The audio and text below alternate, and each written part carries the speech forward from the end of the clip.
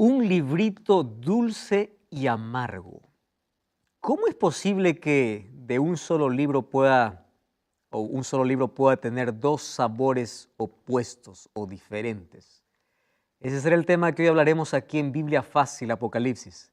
Bienvenido, un grande abrazo para ti que siempre allí nos permites entrar a casa. Gracias allí por recibirnos.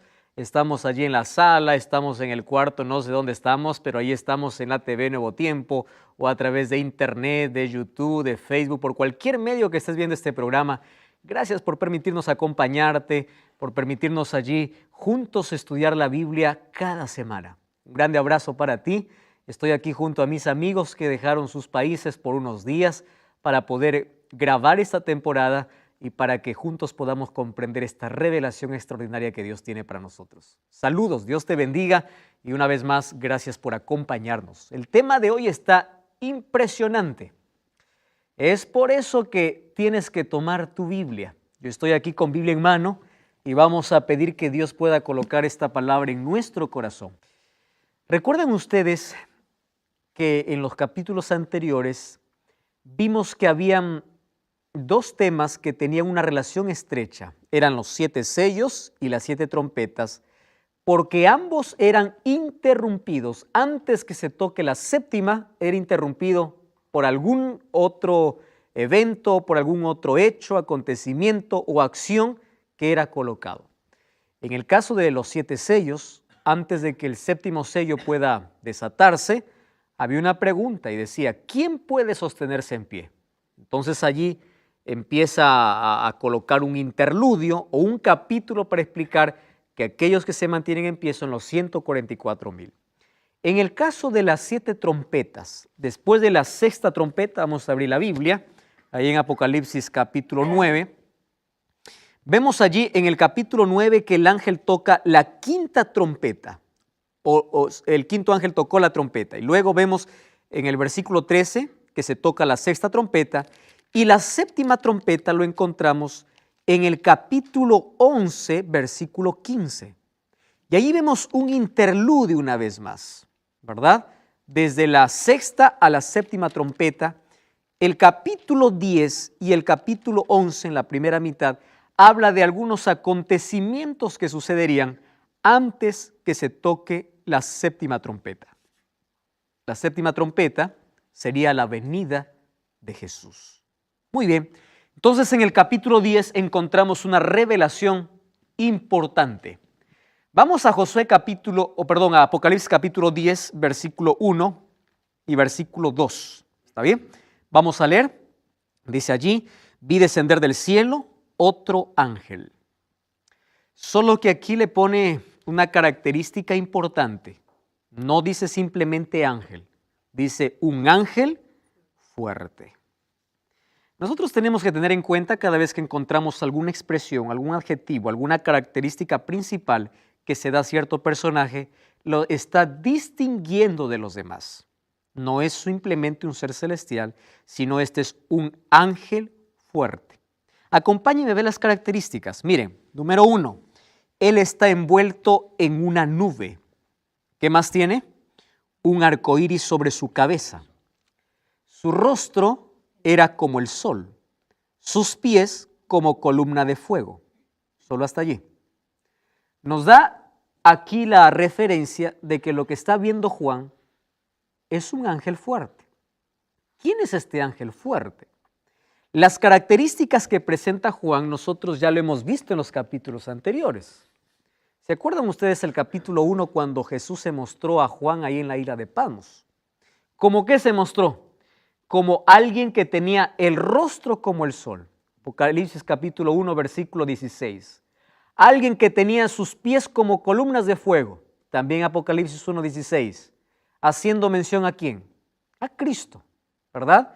Y recuerdan ustedes el capítulo 4 de Apocalipsis, que en el trono de Dios, ¿qué cosa había? Dice, un arco iris. Ahora, la palabra nube o nubes, en cierta manera tiene una relación estrecha con Cristo. Apocalipsis 1:7 dice, he aquí viene en las nubes y todo ojo lo verá.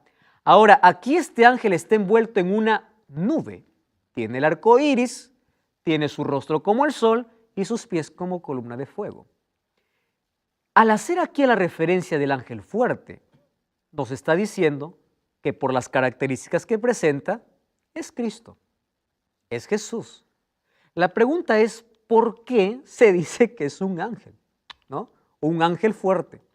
Ustedes saben que en Judas versículo 9 dice el arcángel Miguel, hablando como o colocando un título para Jesús como aquel que está liderando las huestes angelicales. Ahora, es impresionante que en Apocalipsis encontramos muchos títulos para Jesús. El león de la tribu de Judá, el cordero, Jesús se presenta como luz, como el esposo, como el novio, etcétera, etcétera. Más de 30 títulos encontramos en Apocalipsis. Uno de esos títulos es un ángel fuerte. Ahora, ¿por qué un ángel fuerte? Porque ahora Jesús viene, ángel, ¿qué significa? Mensajero. Viene trayendo un mensaje específico para el tiempo del fin. Entonces, recuerdan que para las iglesias Jesús tomaba diferentes presentaciones. A uno le decía el que tiene los 7 espíritus, a otro le decía el que tiene las llaves de David, etcétera, etcétera. Ahora, para el pueblo del tiempo del fin, Cristo se presenta como un mensajero. No es que Él sea un ángel o un ser creado, Él es Dios. Pero aquí tiene un mensaje importante que dar. Ahora, no es la primera vez que Jesús se presenta como ángel.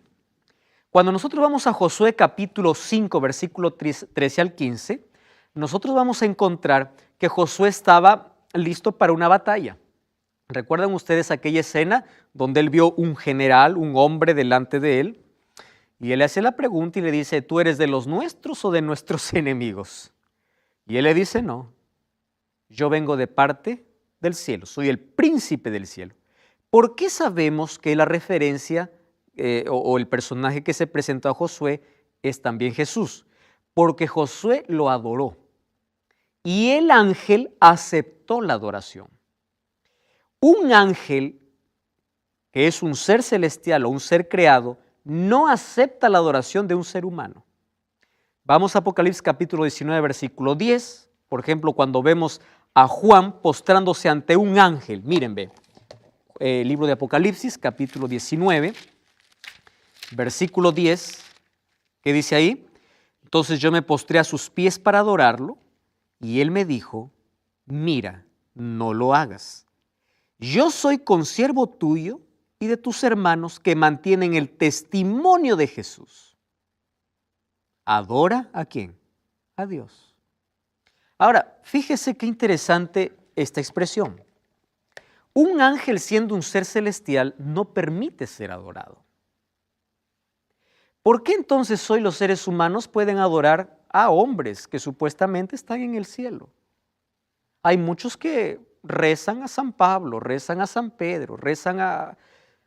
Si Pablo supiera que la gente está adorando, pidiéndose, aquí el ángel no le permite ni siquiera inclinarse, porque dice, yo me arrodillé. Ese acto de reverenciar, de arrodillarse, ya es adoración en la Biblia. ¿Correcto? Yo me arrodillé para adorarlo. Entonces dice, no lo hagas. Un ángel no necesita ser o no permite ser adorado. Entonces, el ángel que se presentó a Josué en el Antiguo Testamento, ahora aparece Cristo en la figura de ángel una vez más porque tiene que dar un mensaje para su pueblo. Ahora fíjense aquí, allí dice que el versículo 2, ¿qué cosa dice? En su mano tenía un librito abierto. Significa que para que un libro esté abierto, primero ha tenido que estar cerrado, ¿verdad? Tuvo el librito abierto y puso su pie derecho sobre el mar y el izquierdo sobre la tierra y clamó a gran voz como ruge un león. Y cuando hubo clamado hubo 7 truenos. ¿Recuerdan la palabra truenos? Presencia de Dios, acercándose a algún juicio de Dios o la inminencia de Dios, Dios estando allí presente. Ahora fíjense, tenía en su mano entonces un librito abierto.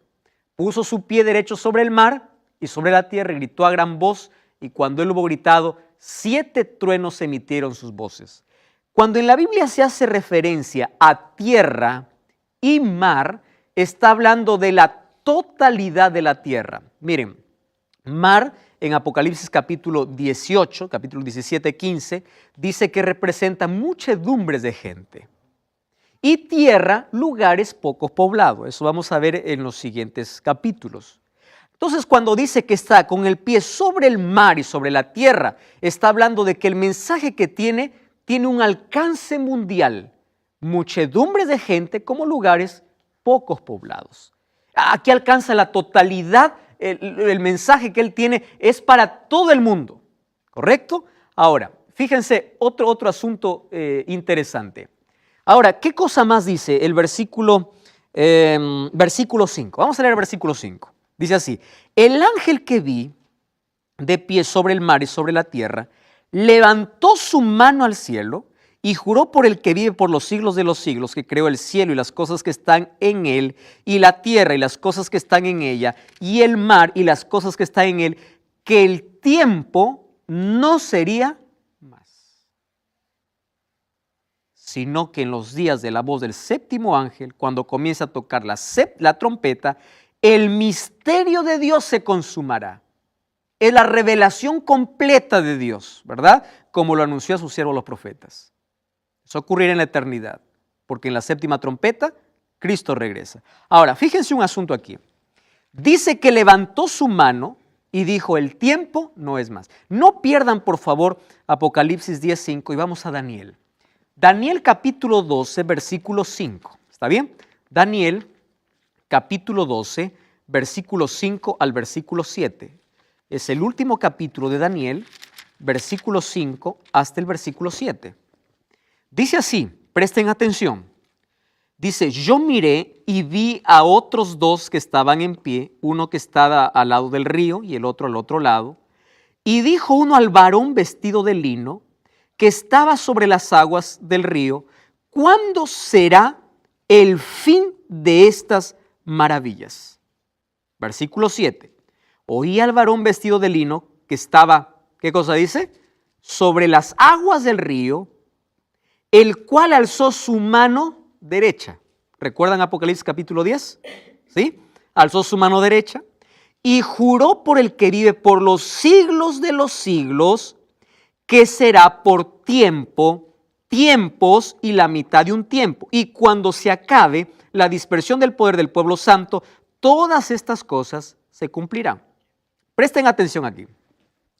En Apocalipsis capítulo 12, el ángel, alguien le pregunta y dice: ¿cuándo va a terminar todo este asunto? Está hablando en el contexto del sufrimiento del pueblo. Y dice: será por tiempo, tiempos y la mitad de un tiempo. En profecía esto equivale a 42 meses o 1260 días o 1260 años. Eso vamos a ver luego. Entonces dice: ¿cuándo? Entonces el ángel levanta su mano y jura y dice: el tiempo será por tiempo, tiempos y mitad de un tiempo, haciendo referencia a la edad media de persecución. Ahora en Apocalipsis capítulo 10, levanta su mano y dice: se acabó. Ya no hay más tiempo. Es decir, está hablando de que este ángel tiene un mensaje después que haya pasado el pueblo por 12 siglos de tribulación, 12 siglos de persecución. ¿Correcto? Esos 12 siglos, ahí encontramos la iglesia escondida en el desierto, la iglesia perseguida. ¿Por qué? Porque un poder religioso perseguía a aquellos que querían ser fieles a la Biblia y los llamaba herejes, porque no obedecía a sus...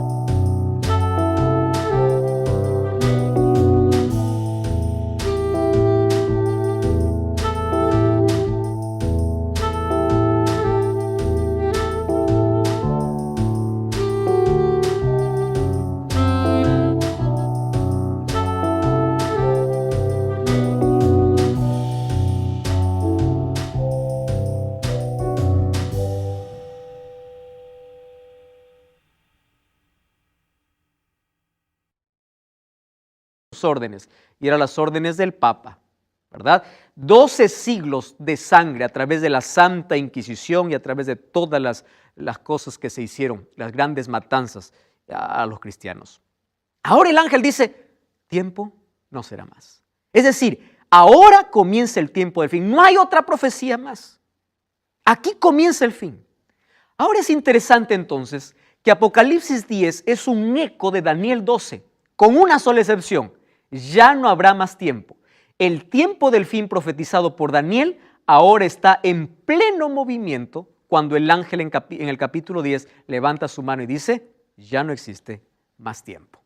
Vamos al versículo 9 entonces, capítulo 10, versículo 9. Entonces dice, fui donde el ángel, o el versículo 8, una voz del cielo me dijo, tome el libro que está abierto en la mano del ángel que está en pie sobre el mar y sobre la tierra. Fui al ángel y me dijo, le dije que me diera el librito y él me dijo, toma y cómelo. Te amargará el vientre, pero en tu boca será dulce como la miel. Entonces tomé el libro de la mano del ángel, lo comí, en mi boca era dulce como miel, pero cuando lo hube comido, estuvo amargo en mi vientre. Cuando habla acerca de un librito dulce, ¿de qué está hablando en la Biblia?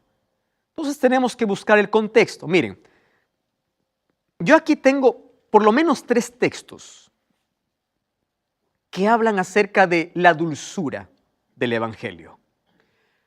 Salmos 19:10, 119:3 y Jeremías 15:16. Creo que el de Jeremías es muy conocido cuando dice, yo tomé tus palabras y las comí, fueron dulces a mi paladar, dulces como miel. Cuando habla acerca de la dulzura del libro, está hablando de buenas noticias, de buenas nuevas, porque el Evangelio siempre trae dulzura. Entonces, ¿en qué momento la dulzura se tornó amargura? Porque dice, era dulce. Amargó cuando estuve en mi vientre, porque en mi boca era miel, era dulce. Muy bien. Quiere decir que antes de la venida de Cristo habrá un profetizar o una proclamación del Evangelio que llegará a todo el mundo, que es el Evangelio eterno, pero que será dulce y luego terminará siendo amargo.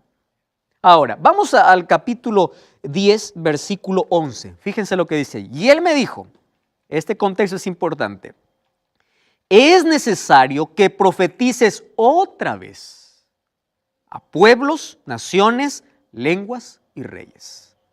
No se olviden de ese texto porque vamos a volver.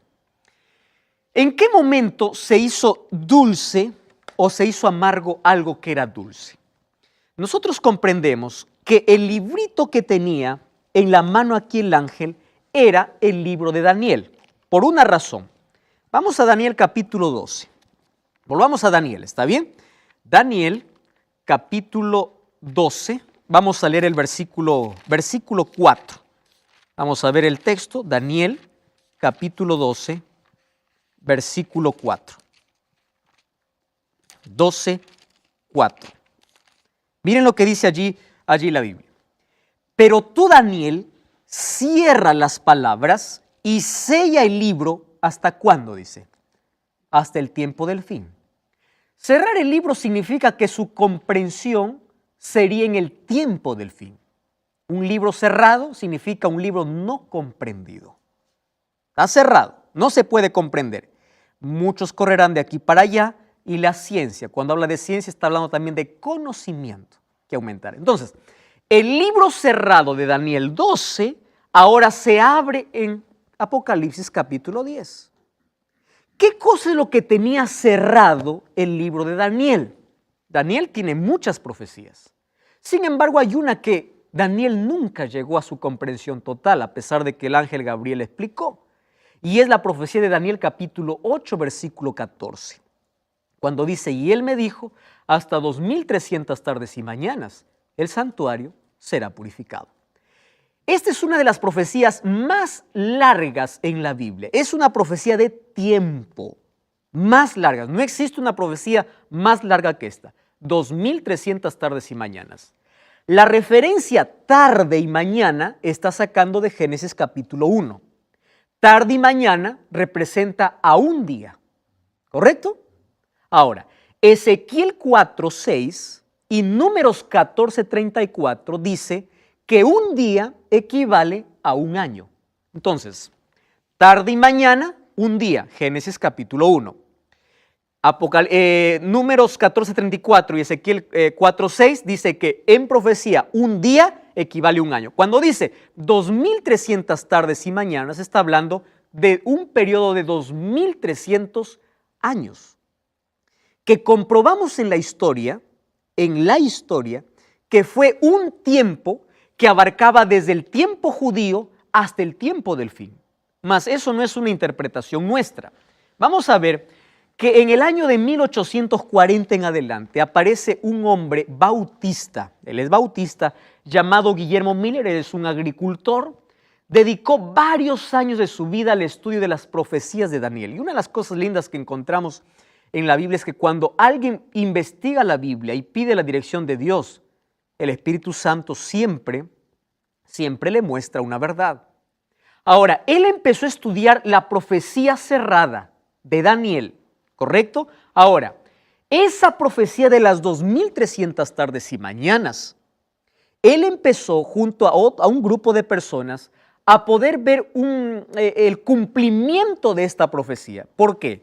Una palabra le preocupó a Guillermo Miller y es la palabra purificado. Para poder entender la palabra purificado, nosotros tenemos que entender el contexto del sistema de sacrificios en el Antiguo Testamento. Entonces, yo aquí les voy a explicar. Éxodo capítulo 25, Dios le dice a Moisés, hazte un santuario. Y a través del santuario, Dios mostraba al pueblo a través de imágenes cómo se salva el hombre. ¿Cómo se salvaba el hombre? ¿Cómo eran perdonados sus pecados? A través de la muerte de un cordero. Es decir, el pecado trae muerte, pero hay un cordero que muere en mi lugar, muerte sustitutoria. Eso significa, el ser humano se salvó por la gracia, que era la sangre del cordero, y por fe, porque creía que ese cordero representaba ¿a quién? A Jesús, ¿correcto? Entonces, había dos tipos de sacrificio. El sacrificio continuo era porque era todos los días, y había una vez al año que era el sacrificio por expiación o purificación del santuario. Este sacrificio era especial. ¿Por qué purificación? Ahora les explico. Voy a hacer de la manera más práctica. Yo soy un pecador, entonces yo traigo mi ofrenda, traigo un cordero, traigo un animal y llego hacia el sacerdote. El sacerdote está allí, el cordero tiene que ser el mejor cordero porque representa a Cristo. Yo coloco allí el cordero en el altar, el sacerdote me da el cuchillo. No es que el sacerdote lo mata, yo lo mato, porque es por mi pecado. Pero antes de clavar el cuchillo allí para degollar al cordero, yo colocaba mi mano sobre la cabeza del cordero y confesaba mi pecado. Presten atención. Mi pecado era transferido ¿a dónde? Al cordero. Yo degollaba el cordero, ese animal inocente moría por mí. Allí me daba cuenta lo peligroso que es el pecado y tenía fe que el verdadero cordero un día iba a venir a morir en mi lugar. El sacerdote tomaba la sangre de ese sacrificio, esa sangre que se derramaba en el altar. ¿Recuerdan ustedes los santos clamando debajo del altar? La sangre de los santos. Esa sangre, el sacerdote lo llevaba al lugar santo. En el lugar santo había las mesas de proposición, había un candelabro y había allí el altar de incienso. Sobre los cuernos del altar mojaba con la sangre. Luego asperjaba allí en las cortinas. Entonces el sacerdote salía y yo era perdonado. ¿Cuál fue el proceso? Mi pecado se transfirió ¿a dónde? Al cordero. Y por medio de la sangre, mi pecado entraba ¿a dónde? Al santuario. Y el santuario necesitaba ser purificado. Ese día de purificación se llamaba el día de juicio para el pueblo de Israel. Era un día de juicio. Aquel que no estaba limpio, aquel que no había confesado sus pecados, moría.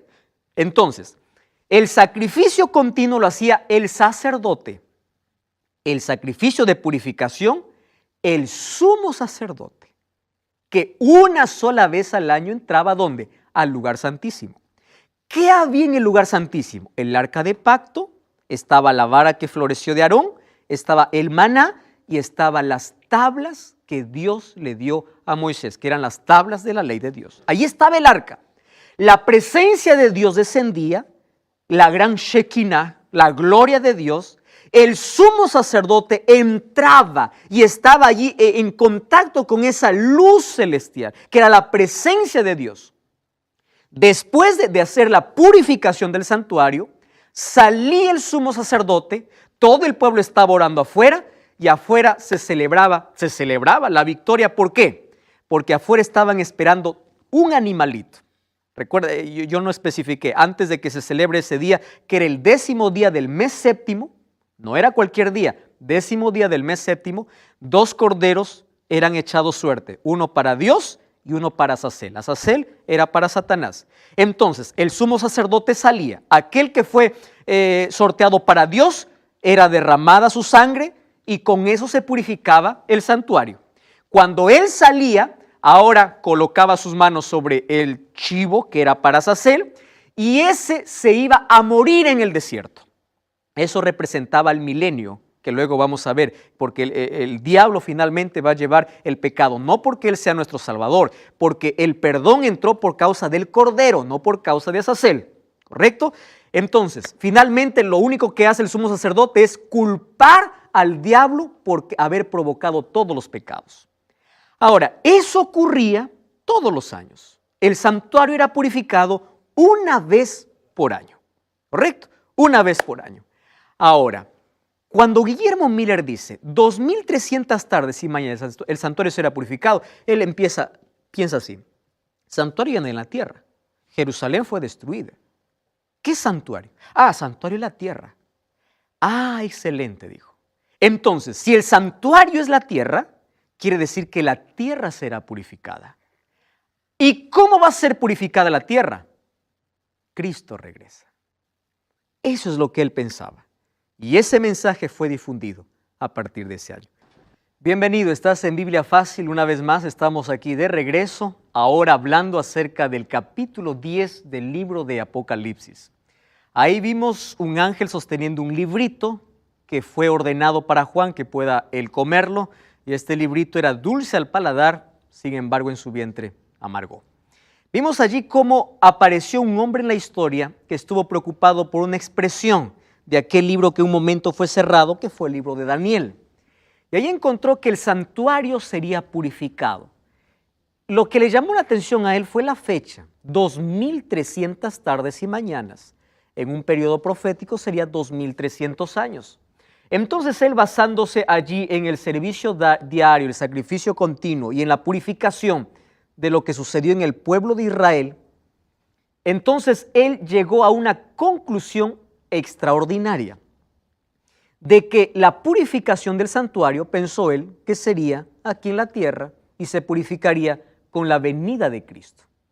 Bueno, entonces, si la purificación del santuario era un juicio para el pueblo de Israel, Guillermo Miller dice, él pensó, esto también es un juicio o es el final para el pueblo de Dios en la tierra. La pregunta es, ¿cómo llegó a esa conclusión? Para que él pueda llegar a esa conclusión, él analizó Daniel capítulo 8. No tengo la intención de poder explicar todo este diagrama. Tú puedes ver este programa, por favor, busca en YouTube, allí 2300 tardes y mañanas en la temporada de Daniel. ¿Correcto? Tú que estás viendo el programa, allí vas a ver a detalles lo que hoy voy a hacer, un breve resumen. Daniel capítulo 8, versículo 14 dice, hasta 2300 tardes y mañanas el santuario será purificado. Sin embargo, Daniel no entiende esa profecía y Dios envía a Gabriel para que pueda explicar la profecía. Y la explicación la encontramos en Daniel capítulo 9. Vamos a abrir la Biblia entonces en Daniel capítulo 9, versículo 24. ¿Está bien? Allí dice, vamos al versículo 22. Me hizo entender y me habló diciendo, Daniel, he salido para darte sabiduría y entendimiento. Al principio de tus ruegos fue dada la orden y he venido para enseñarte. ¿Qué cosa había venido a enseñar? Si ustedes leen el capítulo 8, Versículo 27 dice, yo, Daniel, quedé quebrantado y estuve enfermo algunos días. No atendí los negocios del rey, estaba espantado a causa de la visión que no entendía. No entendí. Entonces el capítulo 9 dice, yo me puse a orar. Daniel empieza a orar y allí aparece el ángel y dice, bueno, entonces te voy a enseñar. Ya oraste, tranquilo. He venido para enseñarte. Señor, no entiendo, ¿qué estás hablando? 2300 tardes y mañanas. Vamos a Daniel 8:14. Miren ahí. Daniel capítulo 8, versículo 14. Y dice, entonces él me dijo, hasta 2300 tardes y mañanas, luego el santuario será purificado. Correcto. No entiende, y en el capítulo 9 encontramos así.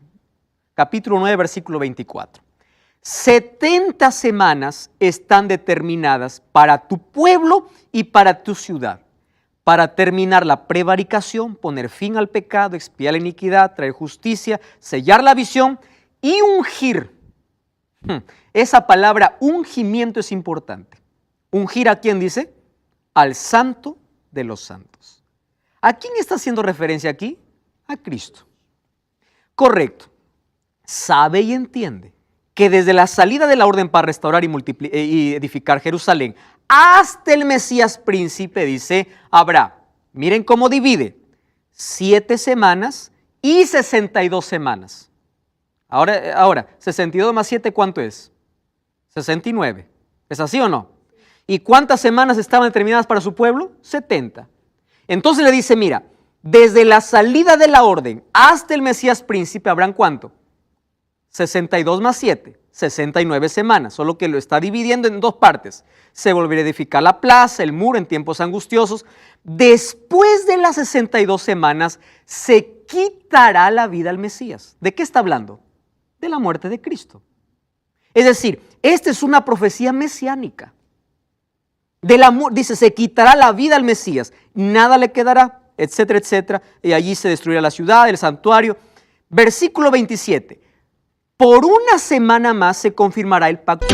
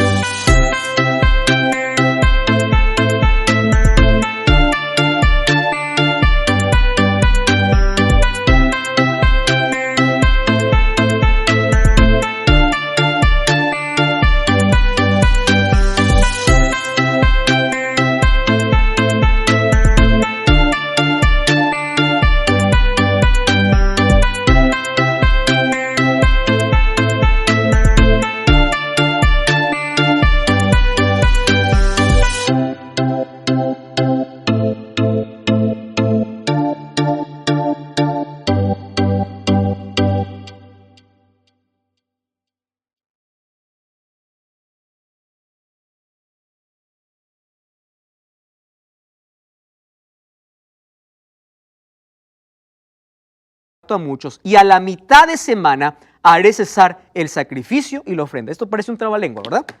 Dice, 70 semanas, de las 70 semanas están divididas así, 7 más 62. ¿Cuánto es? 69. ¿Cuánto falta? Una semana. Dice, en la última semana hará el pacto sobre muchos, y a la mitad de semana hará cesar el continuo. ¿Qué continuo está hablando? El sistema de sacrificios. Por eso es que cuando Cristo murió en la cruz, el velo se rasgó de arriba hacia abajo. No más sacrificios. Cristo con su sacrificio cesó el continuo. ¿Continuo qué? El sistema de sacrificios que durante todo el antiguo Israel venía celebrando, que era la sombra de la venida de Cristo. Es claro aquí 3 asuntos. Número 1, ungir al Santo de los Santos. A la mitad de semana haré cesar el continuo sacrificio, que es la muerte de Cristo, y dice, se quitará la vida ¿a quién? Al Mesías. ¿Correcto? ¿De qué está hablando? Del ministerio de Jesús. No hay vuelta aquí para dar. Ahora, entonces dice, de las 2300 tardes y mañanas, 70 son para tu pueblo. El resto deja para el tiempo del fin. 70 son para tu pueblo. Ahora, 70 semanas multiplicando por 7 días que tiene cada semana, serían 490 años. Cuando nosotros, ¿cómo nosotros aplicamos los años? Día por año según Ezequiel 4:6 y número 4:34, ¿correcto? 70 semanas o 490 años estaba cortado. Cuando dice determinado, la palabra hebrea es cortar. De los 2300, 490 están cortados para tu pueblo. Ahora fíjense, entonces 70 semanas estaría para el pueblo judío. La pregunta es, ¿cómo sé cuándo inicia? Entonces allí me da la aclaración y dice así: se entiende pues la orden y entiende la visión. Ahora, miren lo que dice el versículo 25. Sabe pues y entiende. Desde la salida de la orden para restaurar y edificar a Jerusalén, habrán 62 y 7. Es decir, el punto de inicio de estos 490 años, que sería el mismo inicio de los 2300 años, sería ¿cuándo? Cuando se da la orden para reedificar Jerusalén. Jerusalén fue mandado a reedificar en 3 ocasiones. Primero fue por Ciro. Luego, en Esdras 7:7 nos dice que Artajerjes finalmente da la orden para poder reedificar esos muros. ¿Por qué se toma el año 457, el otoño del 457? Porque es ahí donde Jerusalén llega recién a ser reedificada y a ser nuevamente vista como una ciudad. Antes no, ¿correcto? Ahora, si el año 457 inicia, entonces aquí nosotros hacemos un cálculo, ¿verdad? Del año 457 dice, los 70 semanas están divididas ¿en cuánto? En 7 más 62. 62 más 7 serían 69 semanas. ¿Por qué lo divide en 2? Porque a los 49 años o 7 semanas se termina de reedificar el muro de Jerusalén en el año 408. Ahora, esas 62 semanas servirían para ungir al Santo de los Santos. ¿Cuándo se unge el Santo de los Santos? En el bautismo de Cristo. Ese ungimiento era el inicio de su ministerio, que ocurrió en el año 27. Ahora, del año 27, desde el ungimiento, habría una semana más. Y dice, a la mitad de semana haré cesar el continuo. 27 más 7 serían 34. Entonces, ¿qué significa eso? ¿Cuál sería la mitad de 27 al 34? 3 años y medio, sería el año 31 después de Cristo. Jesús muere de acuerdo a la profecía, en la hora exacta, en el día exacto, cuando el cordero tenía que ser sacrificado. Y según la profecía de Daniel, justo a la mitad de semana, es decir, en el año 31, porque en el año 27 se bautizó, y en el año 34, con la muerte de Esteban, el pueblo judío dejó de ser el pueblo privilegiado por Dios y la salvación pasó para todos los gentiles y levantó a un hombre llamado Pablo, el apóstol de los gentiles. De las 2300 tardes y mañanas, 70 son para tu pueblo. Dentro de esas 70 semanas está ¿qué cosa? El ministerio de Cristo. No podemos quitar el ministerio de Cristo de la profecía porque Cristo es el centro de la profecía. Entonces allí él hizo los cálculos, pasando las 70 semanas para el pueblo de Israel. Entonces él dijo así, si son 2300 años, menos 490, que ya fue un periodo cumplido, me resta 1810 años para llegar a los 2300. Él se reunió, Guillermo Miller, con otro hombre llamado Samuel Snow. Y Samuel Snow, viendo el calendario, no el calendario gregoriano, sino el calendario judío, ¿correcto? Empezó a hacer los cálculos y dijo, si de los 2300 ya está cumplido 490 años que fueron para el pueblo de Israel, entonces si sumamos a ellos los 1810 años, llegaron justo con una fecha que era el día de juicio para Israel, que era un 22 de octubre del año de 1844. Ahora, aquí se armó un movimiento religioso en los Estados Unidos. Digo movimiento porque no era iglesia. No era iglesia, era un movimiento. Este movimiento, ¿qué cosa proclamaba? Proclamaba de que Cristo vendría el 22 de octubre de 1844. Y el mensaje abarcó todas las religiones de esa época. Todos dejaron sus cosas que hacer.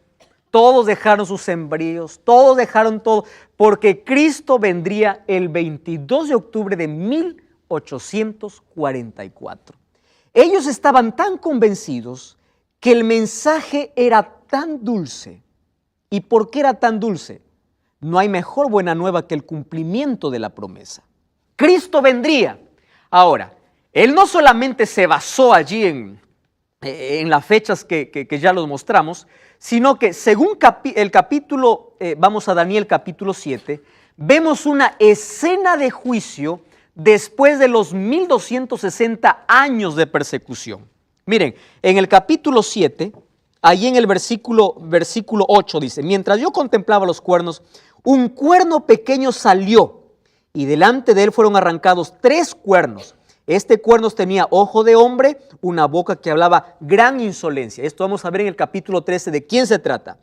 Estuve mirando hasta que fueron puestos tronos y se sentó un anciano de días. Su vestido era blanco como la nieve, su pelo igual que la revelación que recibe Juan. Y allí miren lo que dice el versículo 10, la parte final. El juez se sentó y los libros fueron abiertos. ¿Qué significa aquí? Una escena de juicio. Entonces presten atención. Guillermo Miller levantó un movimiento y ese movimiento decía, Cristo viene, era tan dulce que dejaron todo porque se querían preparar para la venida de Cristo. Sin embargo, el 22 de octubre de 1844, Jesús no vino. Entonces el mensaje fue una amargura, fue un chasco. El mensaje tan dulce separó a 3 grupos de personas. El primer grupo de personas estuvo tan renegado que salió del movimiento, porque no había iglesia, salió del movimiento que empezó a renegar y nunca creyó más en las promesas de Dios. El segundo grupo continuó dando fechas, incluso hasta ahora hay un grupo que sigue dando fechas de la venida de Cristo. Y un tercer grupo, de aquí nace un tercer grupo. Y ese tercer grupo es un movimiento profético. Ahora les explico por qué. Miren, entonces, esto sería para el tiempo del fin. Un mensaje dulce que luego se convierte en amargura. Ahora, ¿Guillermo Miller estaba equivocado? No. Estaba equivocado en el evento, pero no en la fecha. Es decir, Cristo no iba a volver a la tierra, pero Cristo asumía una nueva función. No quiere decir que hasta ese momento Cristo no hubiese asumido una nueva función, o Él estaba esperando la fecha para asumir una nueva función. No. Lo que está diciendo que a partir de esa fecha se abriría un juicio. Por eso que Apocalipsis capítulo 14 dice, la hora de su juicio ha llegado. ¿En qué momento lo coloca la hora del juicio? Después del capítulo 10. Cuando el tercer ángel dice, adora a Dios, la hora de su juicio ya llegó. ¿Llegó después de qué? Después de que el ángel haya hecho comer el librito dulce y amargo. Es decir, en el cielo se abrió un juicio, ¿correcto? Para el pueblo de Dios. Ahora, miren esta expresión, es necesario que profetices otra vez. De aquí se levantaron 3 grupos y uno de esos grupos que se levantó fue la Iglesia Adventista del Séptimo Día. Presten atención a lo que yo voy a decir ahora. Dios no levantó una iglesia para que sea exclusiva de la salvación. Porque la salvación es dado para todos y yo creo que en todos los lugares, en todas las iglesias, Dios tiene un pueblo. Sin embargo, Dios para el tiempo del fin levantó un pueblo, sí levantó para predicar una verdad basada en la palabra de Dios. Por eso es que el nacimiento de esta iglesia es profética. La iglesia tiene un mensaje profético y ese mensaje es de Apocalipsis capítulo 14, versículo 6. Abran su Biblia, por favor. Apocalipsis capítulo 14, versículo 6 dice, vi volar en el cielo otro ángel que tenía el evangelio eterno para predicarlo a toda nación, tribu, lengua y pueblo. Presten atención al mensaje. Decía a gran voz, número 1, temed a Dios y dadle gloria porque la hora de su juicio ha llegado. ¿Cuál es el mensaje que predica esta iglesia? Algo que en otras iglesias no es común. La hora de su juicio llegó. ¿Cuál es el juicio de Dios? Mira las profecías. habla de profecías y habla acerca del juicio. Número 2, ¿qué dice? Adorad a aquel que hizo el cielo y la tierra, el mar y las fuentes de las aguas. ¿De dónde he sacado este texto? De Éxodo capítulo 20, versículo 8. ¿No dice así? Aquel que hizo el cielo, la tierra, la fuente, el mar y la fuente de las aguas. Número 3. Esta iglesia se ha levantado para declarar que Babilonia ha caído. No está hablando de la Babilonia literal, sino de la confusión espiritual que existe en el mundo. Y número 3, para poder advertir que estamos en el tiempo del fin y que nadie puede adorar a la bestia en su imagen, porque pronto vendrán 7 plagas sobre ese pueblo. Querido, esta iglesia se levantó como un movimiento profético. Préstame atención a lo que te voy a decir. Una placa no salva a una persona, de ninguna manera. Quien salva es Cristo. Pero Dios levantó para el tiempo del fin un pueblo profético, no porque ellos están seguros de su salvación, sino que levantó para que ellos puedan proclamar una verdad basada en la palabra de Dios, que predique del juicio, que hable acerca de la verdadera adoración y que hable acerca de los eventos finales. Yo te voy a hacer un desafío en este momento. No busques una iglesia cerca a casa, busca una iglesia que tenga un fundamento bíblico. Busca una iglesia que tenga sus creencias basadas en la palabra de Dios, que su nacimiento, que su origen, que las cosas que se practica esté basado solamente en la Biblia. Finalmente, la Biblia es la única regla de norma de fe y conducta para todo ser humano. Dios tiene su pueblo en todas las iglesias, pero un día todos ellos se reunirán. Un día todos ellos serán llamados por Dios y adorarán a ese verdadero Dios del cielo. Sin embargo, hoy la iglesia adventista tiene un mensaje profético para dar, y es el pueblo que Dios levantó para el tiempo del fin, para traer aquellas verdades que fueron pisoteadas por más de 1260 años. Esta Biblia, esta palabra fue oculta. Sin embargo, esa verdad hoy es restaurada. Y hoy te invito a tomar una decisión, a dar un paso de fe, no para que te unas a una placa, sino a un pueblo que guarda los mandamientos de Dios y tiene el testimonio de Jesús. Voy a invitar aquí a mi amigo Andrés para que venga para cantar. Mientras él canta, toma una decisión importante. Unirte a un movimiento profético no te garantiza la salvación. La salvación es Cristo. Sin embargo, unirte a este movimiento profético te garantiza que tus